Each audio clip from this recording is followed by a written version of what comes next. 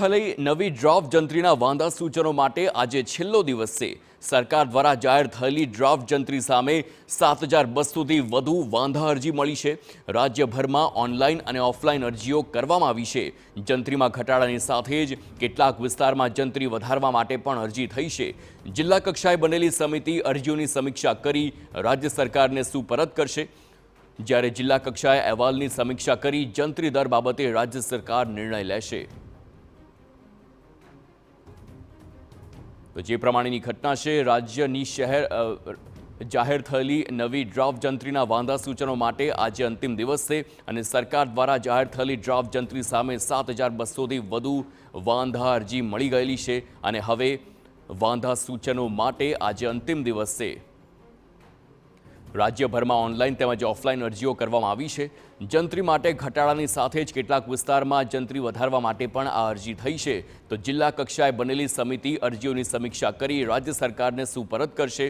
જિલ્લા કક્ષાએ અહેવાલોની સમીક્ષા કરી જંત્રી દર બાબતે રાજ્ય સરકાર આ સમગ્ર બાબતે નિર્ણય લેવાની છે। Political editor Kinjal Mishra phone line પર છે। કિંજલ, જંત્રી દરનો જે આખો મુદ્દો છે, સીએમએ પણ અગાઉ કહ્યું છે કે જંત્રીને લઈને ચિંતા કરવાની જરૂર નથી, ત્યારે હવે આજે વાંધા અરજી માટેનો અંતિમ દિવસ છે। હવે આગળ શું પ્રોસેસ થશે?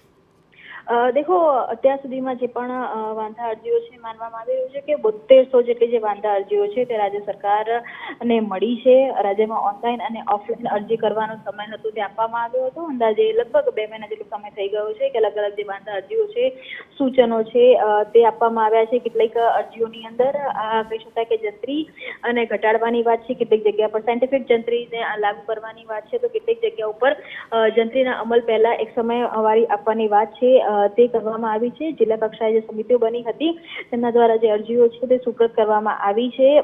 20 જાન્યુઆરી જે રહી એટલે આજે અંતિમ દિવસ છે। ત્યારબાદ કહી શકાય કે આજ સાંજ સુધી હજુ પણ વાંધા અરજીઓ છે લેવામાં આવશે અને ત્યારબાદ જે એક ડ્રાફ્ટ છે, નવા સૂચનો અને વાંધા અરજી સાથેનો જે એક નવો ડ્રાફ્ટ છે તે તૈયાર કરવામાં આવશે।